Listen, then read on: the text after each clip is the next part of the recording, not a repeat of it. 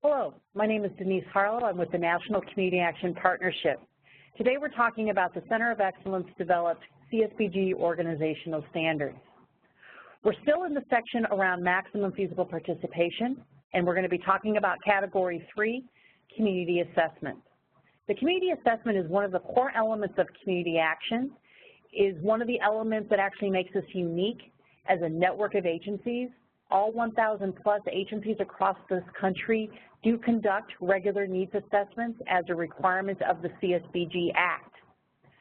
Because we provide and conduct these community assessments, we then know as local agencies, right, where we need to spend our resources and devote our time to meet the needs in our community. So we have several standards here related to community assessment. Standard 3.1 is the first one that really tries to standardize a bit how frequently the assessments are done across the country. The organization has conducted a community assessment and issued a report within the past 3 years. Now, some of you may be doing assessments every 2 years. Some of you may be doing them every 5 years. Most of you already do it every 3 years. And hopefully you as board members are in some way, shape, or form perhaps engaged in that process. Now, staff are probably the ones certainly doing the legwork. They're collecting the information, they're doing the writing, the data gathering, the talking. But you may be asked for information, you may be asked for your perspective on what's going on in the community. What do you see as are the local needs? What do you see as the local resources available to meet the needs? And your input may be sought. However, this particular standard basically says that you need to do one as an agency every 3 years. A standard 3.2. As part of the community assessment, the organization collects and includes data specific to poverty and its prevalence to gender, age, race, and ethnicity for your service areas. Now, my guess is your needs assessment already does this. I've read a number of community assessments, and they will most often have this type of information. Of course, your agency is looking at data specific to poverty. That's what your organization has been founded to do, and is one of the core elements, I'm sure, of your mission statement, is to address poverty and income insecurity in your communities. But we're also making sure that the needs assessments look at poverty as related to gender, age, race, and ethnicity. We know that those components impact poverty.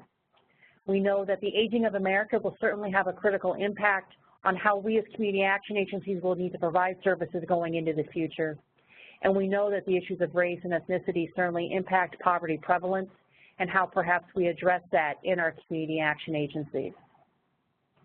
Standard 3.3, the organization collects and analyzes both qualitative and quantitative data on its geographic service areas as part of the community assessment.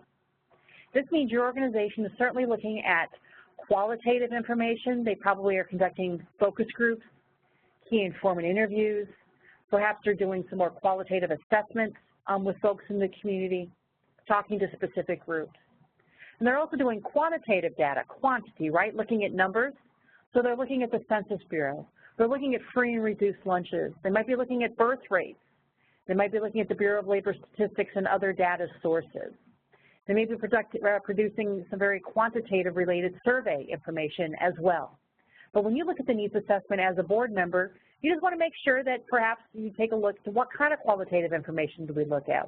Where are we looking at our quantities and our numbers and our data as we do our needs assessment? But again, the collection behind the scenes is going to be done by staff. You as board members just need to be aware that this is the type of information they're collecting.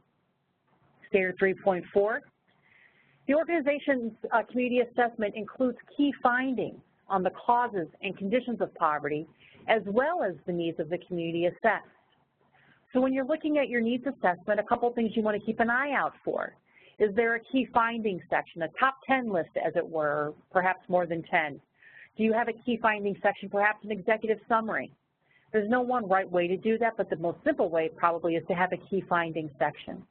And does that section both talk about the needs that the community has said that are needs in the community? Are there specific things around housing, education, jobs?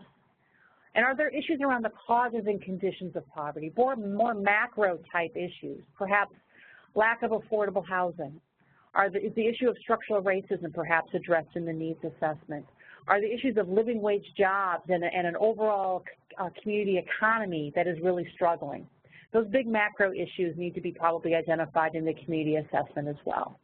So as a board member, take a look at that information. Do you see those information points highlighted in that key findings section? And if not, ask questions.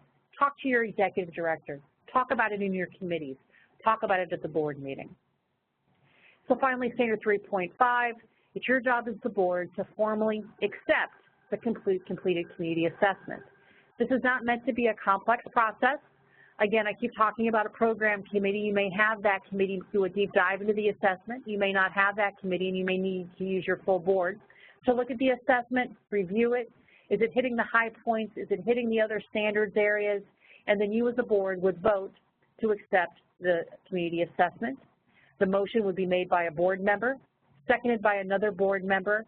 The vote would be taken by the board chair or board president, and that vote would be reflected in the minutes. ABCD organization voted to accept the minutes. The motion was moved by Bob Jones, was seconded by Frank Taylor. All in favor say aye. The motion is carried. A very simple, direct approach is probably the best in this situation, as well as others that we get to as we go through the organizational standards. So with that, we wrap up community assessment, and we'll see you on our next video.